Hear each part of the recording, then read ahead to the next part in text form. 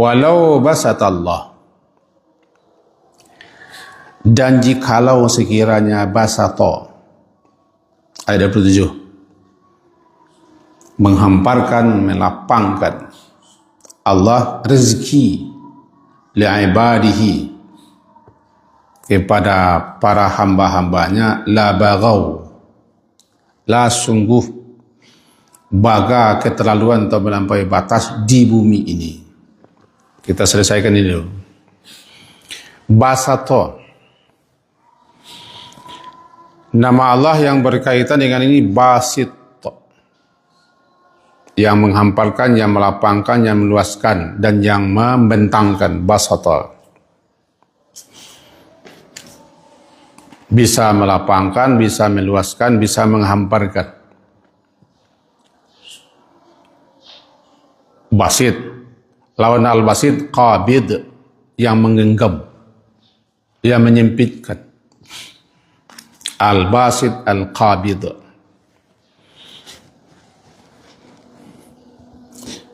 Di sini makna basata, kalau berkaitan dengan rezeki, berarti melimpahkan rezeki, menghamparkan rezeki, melapangkan rezeki. Kan dia sifatnya terbuka, menghampar, membentang. Basata, menghampar, membentangkan.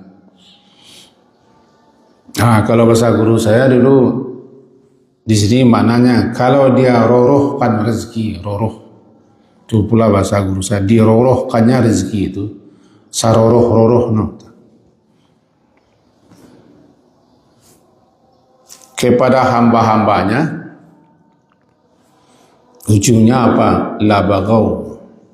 La bagau, la benar-benar baga. Baga melewati batas. Baga melewati batasan. Air yang melewati pematang sawah, la baga.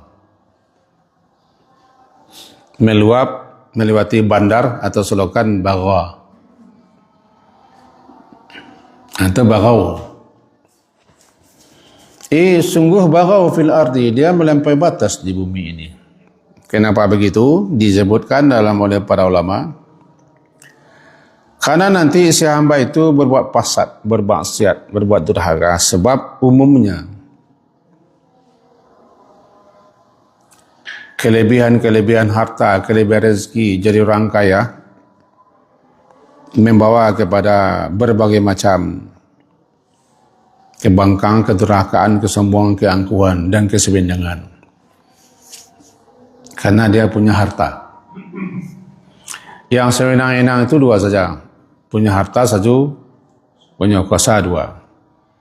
Mana yang paling sewenang-wenang? Yang punya harta. Karena kuasa bisa dibeli. Kadang orang berkuasa tidak punya kekuasaan, karena dia dikuasai oleh orang punya harta. Barangkali termasuk di negara Ikonoha. Lama juga saya berpikir bahawa namanya Konoha, kiranya bahasa Minang. Ikonoha.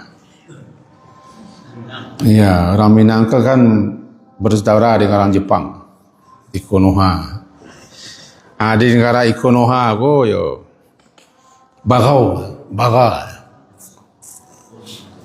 baga hampir mirip dengan taga. Baga lalim, zalim. Baga itu al-baghiyu lalim, sewenang-wenang. Kalau taga melampaui batasan. Jadi kadang-kadang hampir sama. Jadi kalau Allah memberikan, menghamparkan rezeki selapang-lapangnya, seluas-luasnya, dibentangkan, sehingga manusia itu mempunyai kelebihan harta di sana sini. Manusia seperti ini, la bagau. Sungguh dia akan berbuat kelaliman, kesewenangan di bumi ini. Kan begitu kata beliau-beliau para ulama dan orang bijak. Kenapa? Lebih banyak kerusakan yang dibikin oleh orang yang punya dehef dibanding orang yang kuasa. Bahkan kekuasaan bisa dibeli. Yang berkuasa bisa dikuasai. Malah si to'oh pun bisa berkuasa karena harta. Si to'oh ni ya si to'oh lah, punya harta. Orang kuasa tidak punya kuasa kalau tidak punya harta. Bisa jadi boneka. Illa baghaw. Illa basat Allah. Jikalau Allah melapangkan, menghamparkan, mencurahkan, merorohkan rezeki itu. Karena Allah razak, dia punya rezeki, dia pemilik rezeki. Kepada hamba-hambanya, la baghaw fil ardi. Walakin, tetapi yunazzil, dia menurunkan rezeki itu biqadar, dengan kadar ukuran tertentu, dia yang paling tahu. Ma yasha. Sehingga disebutkan begini, inna min ibadi, sesungguhnya hamba-hambaku ada yang lebih baik, yang lebih patut, yang lebih pantas untuknya kaya. La yuslihu ilal ghina, yang bagus itu untuk, yang baik itu untuknya kaya. Sebab lau afqartuhu, jikalau aku tidak beri dia kekayaan tapi miskin, dia akan buat rusak agamanya, rusak dunianya. Kita ulang. Ada hamba-hambaku itu yang patut, yang pantas untuknya kaya. Kalau aku miskinkan dia, berarti aku merusak agamanya, rusak dunia. Orang kalau rusak agamanya pasti rusak dunianya. Orang yang dunia tidak selesai belum tentu agamanya rusak. Tapi kalau rusak agama pasti rusak dunianya. Maka diberi dia kecukupan. Sebab kalau tidak diberi kecukupan, dia rusak.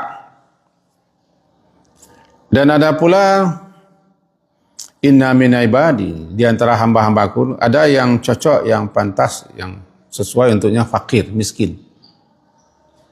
Ala kadar. Kalau bahasa kininya, ya sehari-hari salah. Walau aghnaytuhu, jikalau aku beri dia kekayaan, dia merusak. Rusak agamanya, rusak dunianya. Rusak segala-galanya.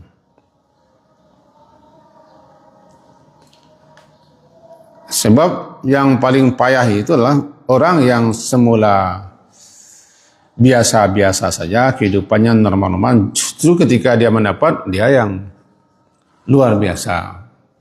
Kerusakan dibuatnya. Ongehnya, sombongnya. Congkaknya, jongkeknya. Cuma so kami tu. Ongeh cik, jongkek cik. Bahasa indahnya OKB. Orang kaya baru. Orang berkuasa baru, orang baru berkuasa, seterusnya begitu. Begitu juga orang yang biasa kaya jadi miskin, dia ini parah lagi dia.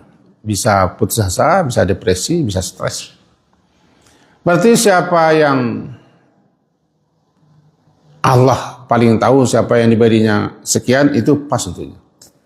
Tinggal dia hanya beriman dan mensyukuri saja. Jika seseorang penghidupannya pas-pas saja, itu yang pas pula untuknya. Karena dia paling tahu siapa yang patut dilebihkannya dan siapa yang patut dikadarkannya. Bagi Allah kan gampang saja semuanya. Kenapa? Kan dia yang punya segalanya. Lillahi ma fis samawati wal, kan milik Allah semua di langit di bumi. Walillahi mulku, kan kerajaan ini semuanya dia yang menjadi rajanya. Kalau dia punya semua, bahkan kunci-kunci mafatih, kunci-kunci perbendaharaan semua berada di tangannya, tidak susah baginya untuk mengayakan, untuk berkecukupan, tapi nanti akan terjadi kerusakan. La baghaw namanya. Karena masing-masing kita Allah ciptakan satu sama lain saling keterkaitan, saling membutuhkan. Itu isyarat dalam ayat lain, namanya sikhriyah. Masing-masing kita, masing-masing orang membutuhkan yang lain. Kalau semuanya kaya, maka tidak ada orang kaya. Saya bayangkan menjahit sepatunya, bukakan pintunya, menjaga rumahnya, menjahitkan bajunya, membikinkan sambal. Semua orang tidak perlu uang. Kalau semuanya miskin, tidak ada orang miskin. Makanya Allah jadikan sepasang. Orang kaya membutuhkan orang yang tidak beruang. Beruang membutuhkan orang yang miskin. Beruang, bukan beruang. Induk sama membutuhkan kepada anak buah. Anak buah membutuhkan induk sama. Jadi saling membutuhkan satu sama lain. Begitulah seninya hidup ini. Kita saling terkait, saling membutuhkan satu sama lain. Cuman inilah dia. Orang yang kaya suka berbuat semau-mau, sewenang-wenang. Nah, di sini jikalau Allah basata menghamparkan, melapangkan, meluaskan rezeki kepada hamba-hambanya, bisa saja, apa susahnya. Tapi kata Allah, kalau saya beri, misalnya saya beri kelapangan, keluasan, dia bagha dia, lalim dia, baghiyu lalim, sewenang-wenang dan melampaui batas. Untuk itu ada hamba-hamba yang paling bagus itu untuknya sederhana. Kalau bahasa kitanya ala kadar. Ala kadar itu kan bahasa Arab, ala qadarin. Ala kadar segwah saja. Dalam bahasa kan? Saya kata ala qadarin, qadarin. Ya ala kadar itu kan secukupnya. Lama-lama ada Pak, ala kadar segwah. Kira mesti 1000 ala kadar saja. Patutnya lebih hebat, lebih banyak uang ala kadar. Maka Allah berikan rezeki itu biqadarin walakin yunazzilu. Tetapi dia menurunkan rezeki itu, yunazzil. Kalau kita pandang segi bahasa sedikit, nazala yunazzilu itu adalah secara bertahap, beransur-ansur, tidak sekaligus. Tetapi dia menurunkan rezeki itu biqadarin, sesuai dengan kadar ukurannya. Dia yang paling tahu. Nah, manusia yang tamak, cama, cangok, lobo, serakah, ini yang tak tahu dia.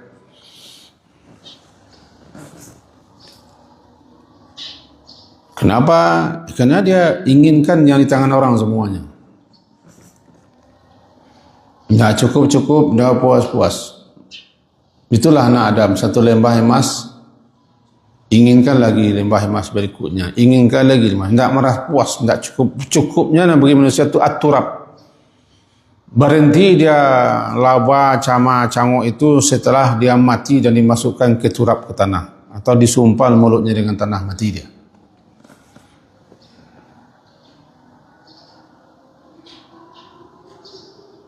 Untuk itu Allah turunkan biqadarin, sesuai dengan kebutuhan, sesuai dengan kadarnya, mayasya, yang dia kehendaki.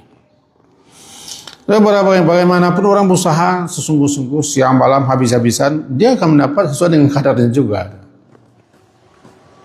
Tidak melebihi, tidak melebihi. Cuman kita tidak tahu kadar rezeki kita berapa. Kalau tahu kita kadar rezeki kita sehari ini, ya sudah aman kita. Rezeki kita sehari ini jual beli paling-paling 300.000 lah. Anda kita buka kedai sampai malam. Sampai 3.000 anda usaha selesai. Tapi ternyata orang sudah dapat belanja, sudah dibeli orang, dibeli orang jualannya sampai sekian juta, dia masih buka sampai malam hari karena dia masih harap. Itu pula hikmahnya. Kenapa Allah tidak beritahu kita berapa jatah kita sehari? Jangankan sepanjang masa, sepanjang hidup, berapa jatah kita hari ini tidak tahu. Berapa rezeki kita tidak tahu. Untuk itu makan manusia berusaha juga. Yang penting manusia itu berusaha. Cuman dia tidak akan melebihi kadar rezeki yang telah ditetapkan, ditentukannya untuknya sehari itu. Biqadarnya. Dalam hal lain, yabsutu wa yaqtir. Dia menghamparkan, dia yang mengkadarkan.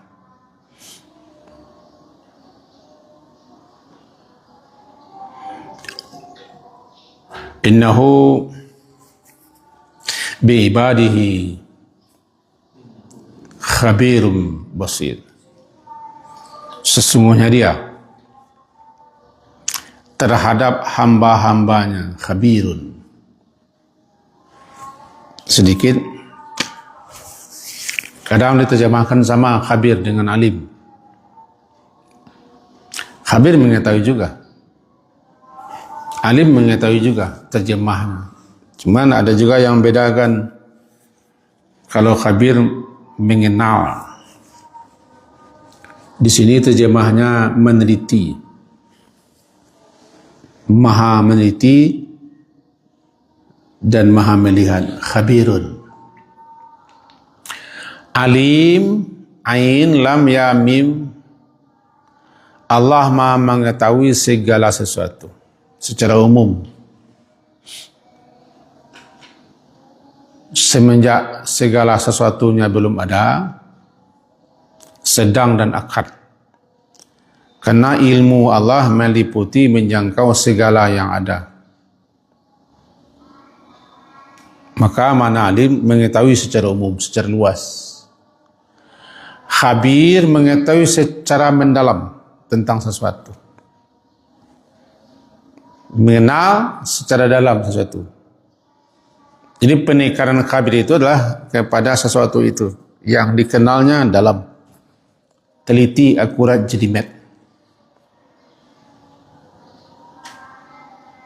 Biasanya kepada yang tersembunyi, yang halus-halus, yang kecil-kecil biasanya. Sesungguhnya dia terhadap hamba-hambanya khabir, kenal betul, tahu betul bagaimana hambanya itu, apa yang dibutuhkan, apa yang diperlukannya, berapa butuhnya, berapa perlunya. Dia khabir. Allah lebih tahu tentang kita daripada kita sendiri. Dan Allah terhadap hamba-hambanya melihat basir. Dia maha melihat.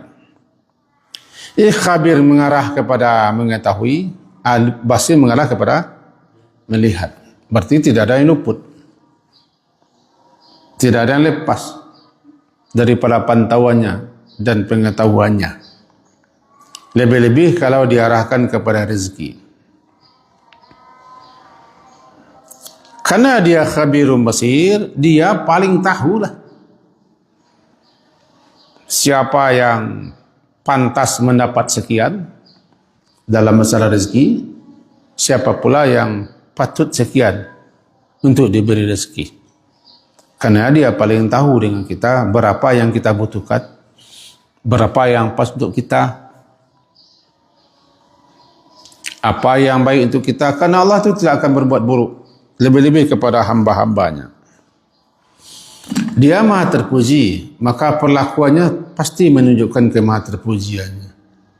Jika seorang hambanya dikadarkan rezeki sekian, itu baik untuk hambanya. Jika hambanya dilebihkan, itu baik untuk hambanya itu. Belum tentu yang baik untuk hambanya ini, baik untuk hambanya ini. Si A diberi sekian, dijatahkan sekian, itu baik untuk si A, tapi belum tentu itu baik untuk si B. Jadi masing-masing kita, apa yang Allah jatahkan untuk kita, sudah baik untuk kita, bukan untuk orang lain. Dan apa yang dijatahkan untuk orang lain, baik untuk dia, bukan untuk kita. Cuma kadang-kadang kita masih mengangankannya di tangan orang lain. Berandai namanya. Saya nukil sebuah kisah dalam Al-Quran. Sedikit saja. Namanya si Qarun. Si Qarun kita tahu hartanya sampai kemana-mana. Sehingga ke belakang rumah kita pun namanya harta Qarun. Sampai ke Indonesia. Sampai ke belakang rumah kita. Harta Qarun. Kunci gudang-gudangnya saja tidak terpikul oleh 30 orang. Kunci. Itu dalam surat Qasas. Ketika satu saat si Qarun itu namanya pamer kekayaan. Semua kekayaannya dipamerkannya. Kunci-kunci gudangnya dipikul. Fakharaja ala qaumi fi zinati. Maka dia pamer kepada orang-orang kampung, orang negerinya. Ketika itu ada yang berkhayal. Ya laita lana misla ma utiya Qarun. Andaikannya kiranya kita pun diberi oleh Allah seperti apa yang Allah berikan kepada si Qarun. Tentu kita akan bagaimana begini begitu mantun mangko. Itu khayalannya ketika Fir'aun pamer.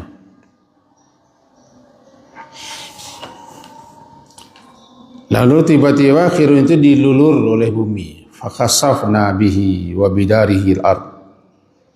Karena kesombongannya, kebakilannya, akhirnya Fir'aun kan ditelan oleh bumi, ya harta-harta, ya rumah-rumahnya tadi. Maka orang yang kemarin mengatakan andaikan kita diberi seperti apa yang diberi kepada Fir'aun, tentu kita sudah celaka, sengsara. Terbenam pula kita masuk bumi. Ini berubah sekali manusia. Kemarin dia mengangankan kaya, tiba-tiba orang kaya jatuh terjembab. Apa katanya lagi? Untung kita nak kayu. Itulah kita manusia. Sebab kita mengangankan selalu apa yang bagi orang. Padahal apa yang di kita sudah cukup, sudah pas. Kan ayat itu surat Al-Qasas, tidak kita buka Al-Qasas. Bermula wabtaghi fima atakallahu darad akhirah. Bermula itu ayat. Baik ke belakang. Itu masa ambil petinya. Jadi ketika Fir'aun keluar dengan segala macam kekayaannya, berandai orang yang berandai, berangan orang yang berangan. Kalau bahasa de kok kayu lo iya. Akan bagaimana? Akan begini, akan begitu, akan mantun, akan mangko. Banyaklah. Tiba-tiba kalau bahasa orang kaya cukup itu ditangkap KPK, disita semua kekayaannya. Betul masalahnya. Bahkan di tangan bini itu dikuras semua, dimiskinkan, walaupun tidak akan terjadi di Indonesia entah kapan.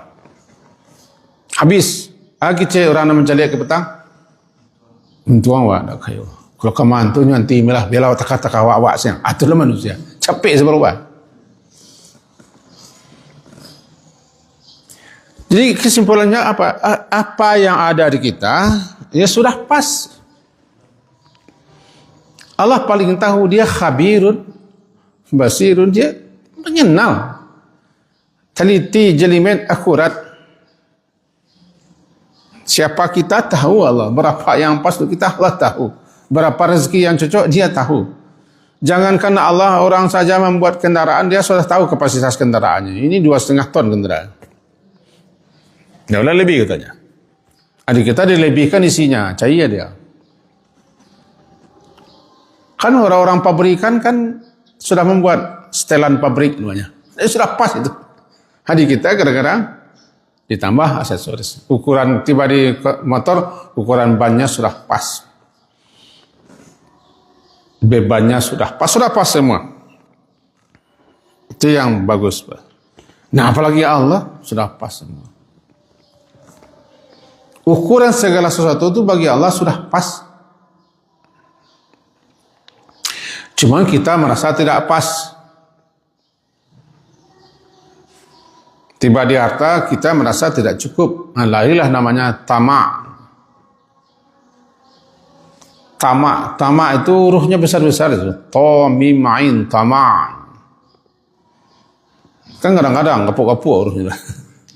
Ta, mim, ain. Paruik hurufnya. Cangok sawa.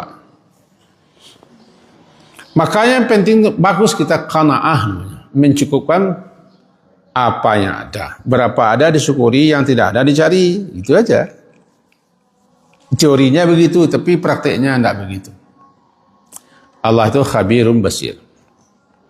Maka orang yang paham terhadap ini, hamba-hamba Allah yang mengerti tentang ini, dia akan bersyukur. Karena dia tahu Tuhannya pasti telah mengkadarkan segala sesuatu. Ayatnya sering kita baca. Subbihisma rabbikal a'la alladhi khalaqa fasawwa walladhi qaddara. Ayatnya baca tu. Kita dengar ayatnya tu. Walladhi qaddara, yang telah mengkadarkan segala sesuatunya, termasuk mengkadarkan rezeki. Lalu dia beri tuntunan petunjuk manusia itu. Dia khalaqa, lalu disempurnakannya, ciptakannya, lalu kemudian dikadarkannya masing-masing ciptanya, lalu diberinya petunjuk masing-masing. Itulah Allah. Yabsutur rizqa wa yaqdir. Dia yang menghamparkan rezeki dan yang mengkadarkan rezeki. Tetapi sebagian manusia mengukur pula kasih sayang Allah itu dengan harta, dengan rezeki. Dalam surah Al-Fajriyah, fa'amal insanu idza mabtalahu rabbuhu fa'akramahu wa na'amahu fayaqul rabbi akraman. Kalau dia atau dilihatnya orang atau dia sudah berlebihan harta, dia ukur pula Allah sayang semuanya. Allah memuliakan saya, Allah sayang. Dia sayang Allah keresianu.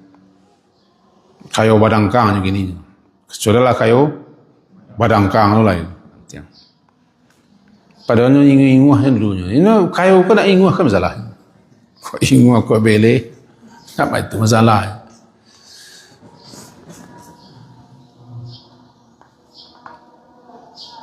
Jadi intinya yang tadi juga. Ketika orang Allah lebihkan rezekinya, kadang-kadang orang menganggap Allah sayang, padahal itu ujian. Ketika Allah sempitkan rezekinya, wa ma in kana ibtalahu rizqahu faqadara alaihi, Allah kadarkan rezekinya. Katanya Allah ahanan, Allah menghinanya. Janganlah diukur kasih sayang Allah itu dengan harta. Berharta tidak berharta, beruang atau tidak beruang kita, ya itu ujian. Kedua-duanya ujian, kan syar dan khair ujian.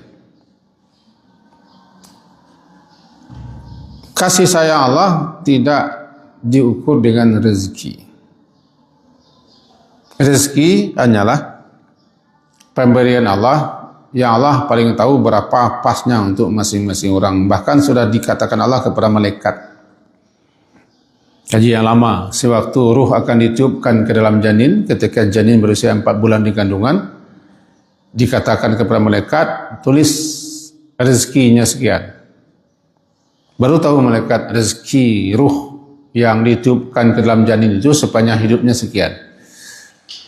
Tapi penetapan rezeki bukan ketika itu. Penetapan rezeki di luah mahfuz, di alam azali.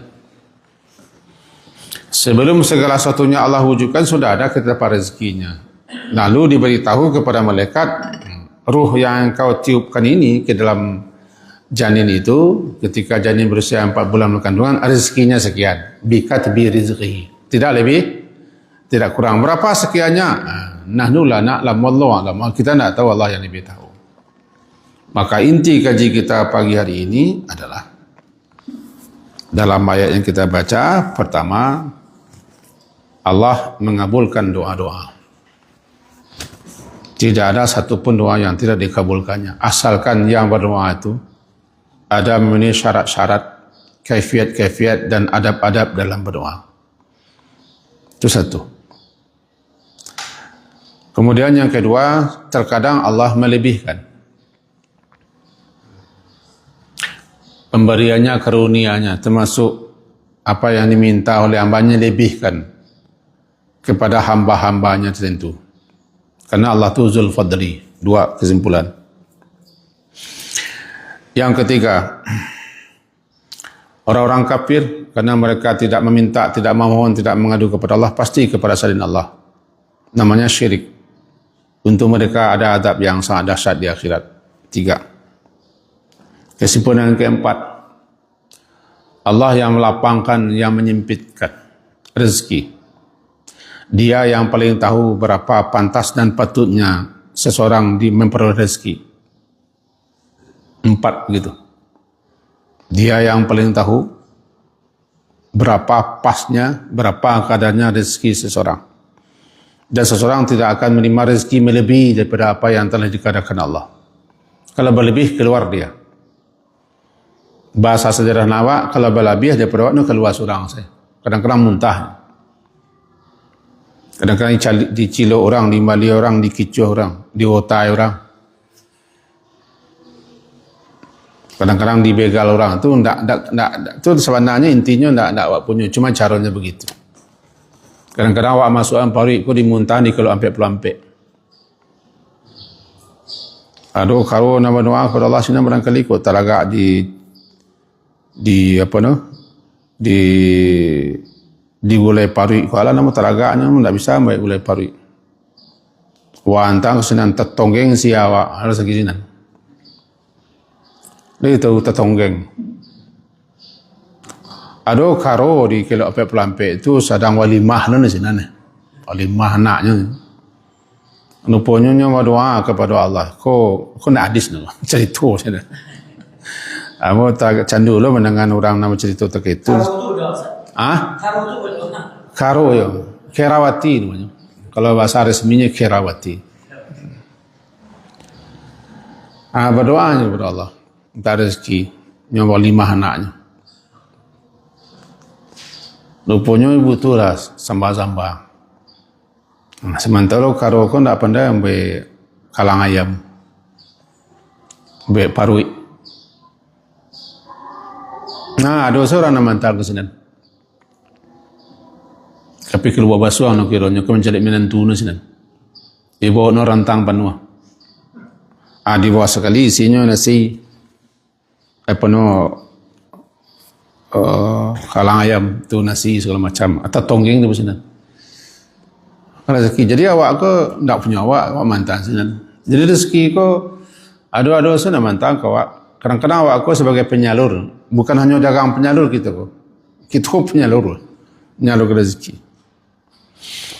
Kalau berlebih daripada kebutuhan keluarnya, ada normal keluarnya. Kalau normal keluarnya zakat lah, infak lah, sedekah normal. Kalau tidak keluarnya keluar surang. Keluar surang, kadang-kadang dengan sakit keluarnya. Macam-macam keluarnya lah. Memang tak untuk awak.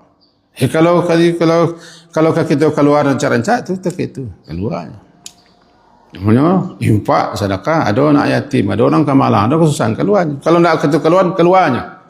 Awak sakit. Dan seterusnya. Yang penting awak akan mendapat rezeki sesuai dengan analah dikatakan lebih tidak kurang. Abaranya kau nak tahu. Itu inti kerja juga. Tapi kalau manusia lebih daripada apa yang dibutuhkannya, dia bagau, sewenang-wenang, melampaui batas. Allah lah yang paling tahu keadaan kita. Syukuri apa yang didapat, cari yang belum diperoleh. Itu aja kaji kita pagi hari ini. Semoga bermanfaat bagi saya. Diakhiri, subhanakallah wa hamdika, asyhadu an la ilaha illa anta, astaghfiruka wa atubu ilaik. Assalamualaikum ala Muhammadin wa ala alihi wa sahbihi jami'in. Alhamdulillah. Assalamualaikum warahmatullahi wabarakatuh.